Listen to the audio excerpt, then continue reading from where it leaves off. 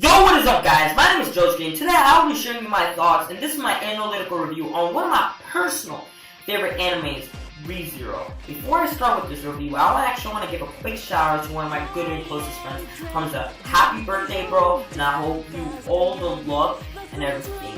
Hope you do good. This anime, I can say, was a kick-ass and an instant classic in 2016. Well, many people say it was good or bad based on how they feel, but for me, I can say it shunned out a lot of personal series in my opinion. From its action towards its suspense on how things were going, plus its imperative on its storytelling, half the time making me think like, damn son, maybe you have to pay close attention to know what is going on. And once the episode is over, I just felt so many emotions running through. I didn't know how to feel. And it made me digest on a lot of things within the show. Like, what is going to happen next? And that right there is spontaneous. So here's my review for ReZero.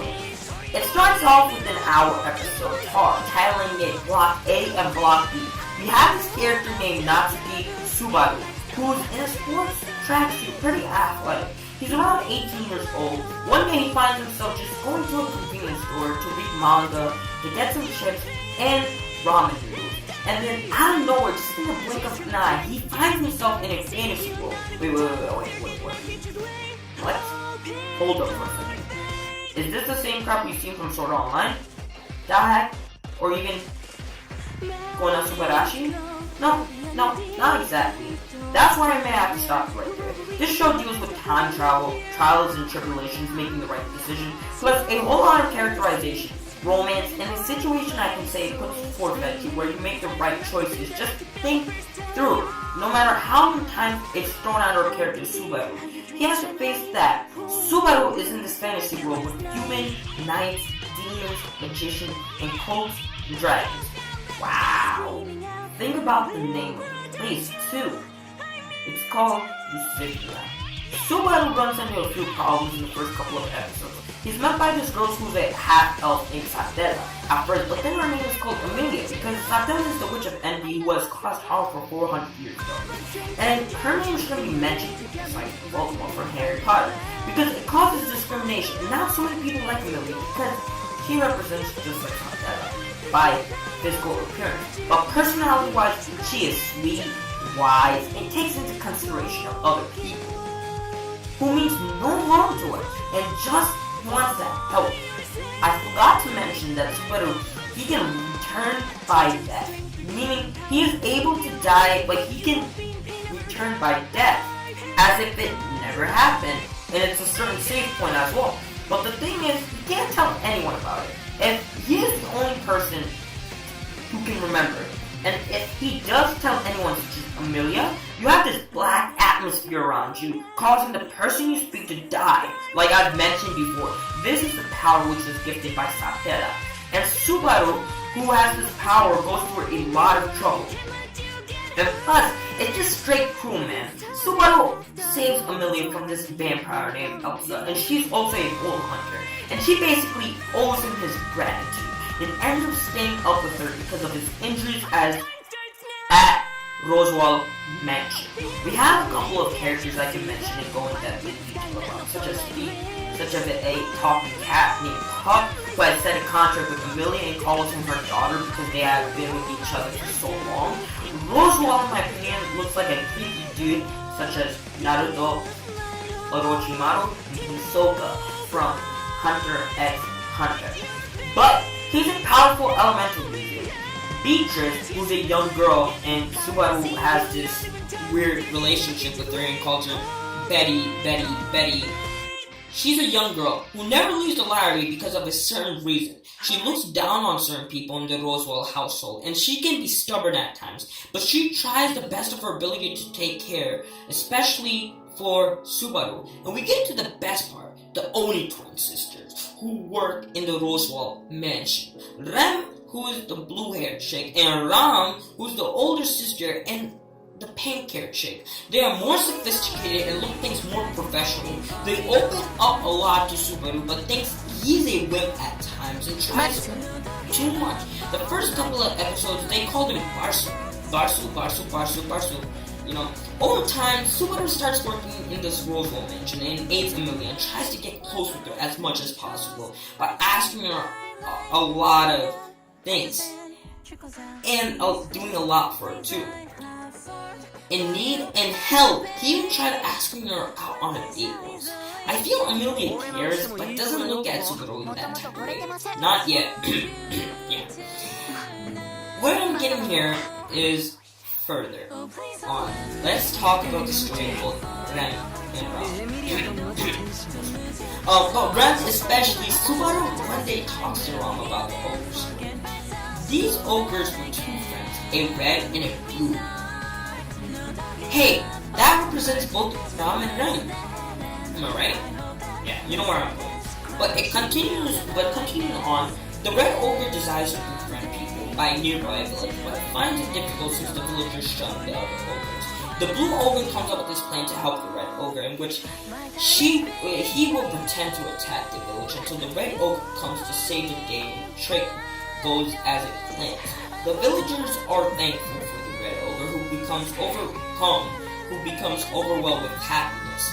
Eventually, the red ogre ponders on how much he misses his friend, who hasn't heard in a fair while. Red returns to his house, where he finds a letter from the blue ogre.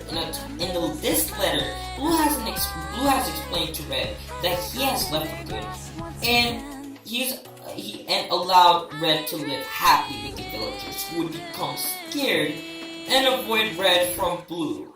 The Red weeps due to the loss of his friend. Blue, it's surprising.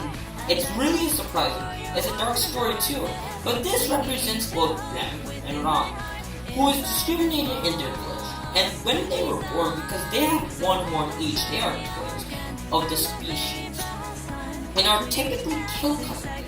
They are both only. We've been revealed in a couple of episodes later that one who is causing Subaru's death is Ram, because Subaru possesses the smell of the witch's hand, and who she despises because the cold had killed Ram and Ram's own. And it was because of Ram losing her horn. In the aspect of things, we learned that Ram was very skillful, and Ram would always be behind her, and no matter what was thrown at her. Ram had both admired her sister and resisted her because of despite that the cult attacked their village. Ram felt joy for a second, because now she realizes she can be like Ram, and her sister can't get close to her anymore. Ram realizes that she wants to work double as hard before, and wants to owe Ram for everything that she did, saying like it was an eternal atonement. She puts up a mask only for her duty and strictness, and she can't be true to herself until Subaru convinces her, like, you know what, you're worth something in this world. You're irreplaceable, you have full responsibilities, you have to fill. You're kind, sweet, loving, and hardworking person, and you're worth it. And always stay true to yourself. At that moment, I felt a certain aww, and it also made me feel on how much Subaru would do so much for a person after killing him. And this was the shipping of both Ram and Subaru. And she is very supportive, and this is also balanced with the story as well. And it did very well. And it balanced the story, and it helped Subaru so much. Amelia is the childlike and very mischievous, but very kind-hearted, and she seems so blanded, not much well developed until we get into the juicy stuff. Episode 13, with the candidates for the Kingdom of Lusignia. Feld, Priscilla, Anastasia, Crush. For the royal election, Subaru tries to be tough as open-minded person who can't shut his mouth and says all of you are not hardworking people, and even disclosed the knife by saying you ain't worth a damn, and self-managed and convicted with your own duties and now fully realizing in certain abilities. Subaru comes up with this drastic scene thinking he had predicted Amelia for her honor, but insisted to humiliate her and be frowned upon the sagest people who are there. Plus, convicting on how our duties work and not be very resistant and just go all out and thinking that he cares. But because she represents a Satella, all of that not goes to plan. Subaru fakes himself for being a knight, and Julius says, how about we settle this in a duel? Like, legit. So, Subaru is a half-ass and open his gesture. He settles it with Julius in open public to witness. Trying to impress Maria, he runs into stupidity and only knowing one move and gets his ass handed to him and beat until he can't take a stand. Amelia stops, and this is when Subaru wakes up and tells him, Subaru, what are you thinking? Subaru is mentally unable. Talking to her, telling her that you need me. Amelia cuts him off. After the vision that you have, this was all wonderful. Like, honestly. But he doesn't realize the real her. And his dependence on her gets very unhealthy. She cut ties with him temporarily. Subaru is the type of person who is very naive, cunning, and his ideology works backwards. Like, he feels so desperate at times and can't think, like, what should I do in the time of this? Because the relationships he has dealt with. But honestly, he feels a constant repeat because of his death that's been going at him. Plus, having the smell of the witch cult and tries to make what's best for him. But a person who can't tell and won't remember from the past is terrifying for him. Just go through a situation in which you have this power you didn't even ask for. And you try your best by telling people, I'm the hot shot right here, the perfect type of person. But that's not actually true, because he doesn't possess that type of trait. It mentally makes things very challenging. He tells to Amelia, I'm really trying my best. And even though she doesn't understand and she gives him in her lap and pats him, it's okay. You honestly feel the real emotion from what his position is. He goes through a lot. And Subaru cracks and desperately says, I'm trying. That's why I can relate to him.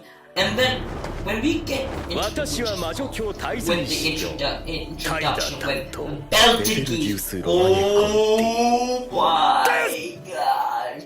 May I not tell you how much of a sadistic, maniacal villain he is. He's just like the Joker, but 10 times darker.